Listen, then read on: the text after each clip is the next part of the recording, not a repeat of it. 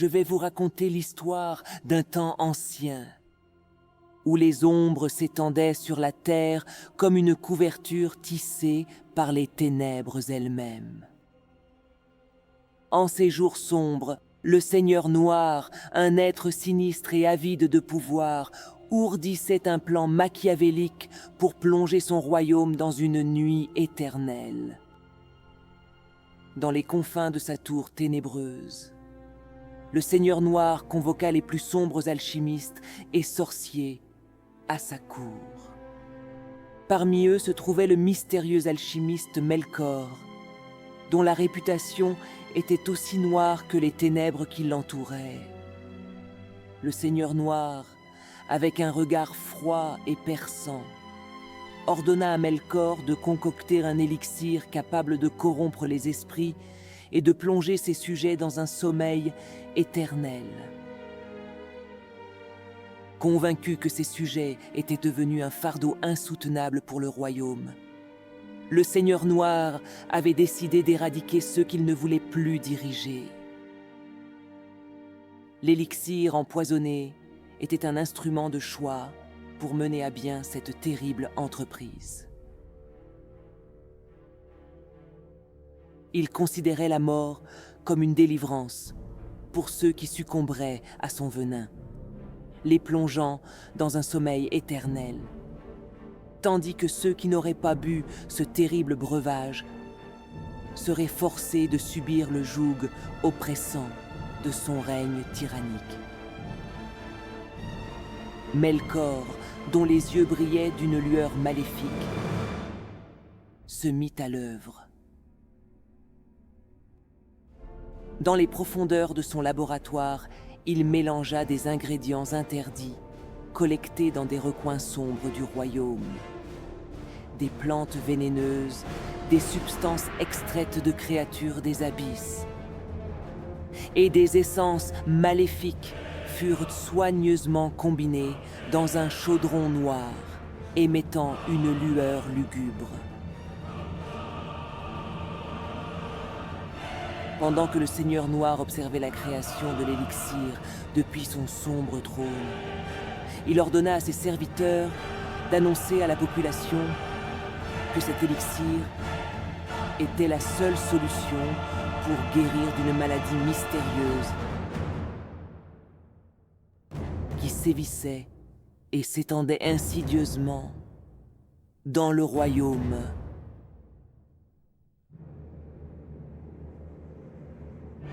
De sombres messagers parcoururent alors tout le royaume, portant la nouvelle de l'élixir miracle qui éradiquerait cette terrible épidémie qui se propageait. Les villageois, terrifiés, accueillirent l'annonce avec soulagement et espoir. Les gens se ruèrent vers les points de distribution où des fioles de verre contenant l'élixir du mal étaient distribuées. Les premiers effets de l'élixir semblaient bienfaisants. Les sujets du Seigneur Noir se sentaient revitalisés et en pleine santé. Cependant, ce n'était que le calme avant la tempête.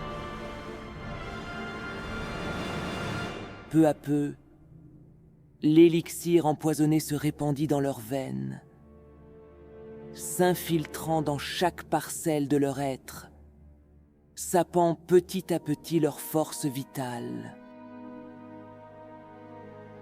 Sous l'emprise insidieuse de l'élixir empoisonné, la population du royaume commença à tomber malade, éprouvant des maux étranges et des symptômes alarmants.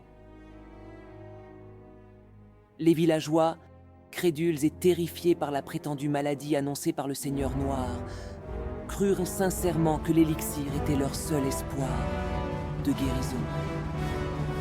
Aveuglés par la peur, ils se ruèrent alors encore plus avidement vers les points de distribution, aspirant à la guérison promise. Ignorant les premiers signes de déclin, ils ingurgitèrent ainsi davantage de poisons déguisés en remèdes.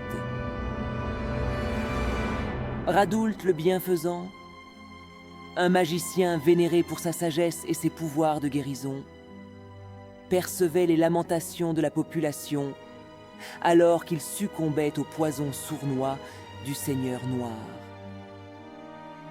Profondément affecté par la souffrance de son peuple, Radul se lança dans une quête acharnée pour contrecarrer les machinations diaboliques qui enveloppaient le royaume.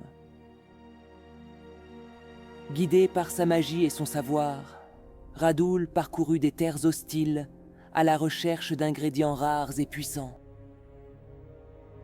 Il consulta d'anciens grimoires et fit appel à la sagesse des esprits de la nature pour élaborer un contrepoison capable de neutraliser les effets mortels de l'élixir empoisonné.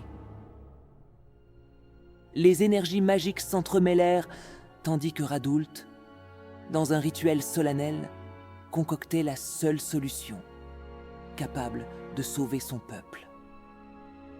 De retour dans le royaume dévasté, Radul partagea son précieux antidote avec ceux qui étaient encore en vie, dissipant ainsi les ténèbres qui s'étaient abattues sur le peuple.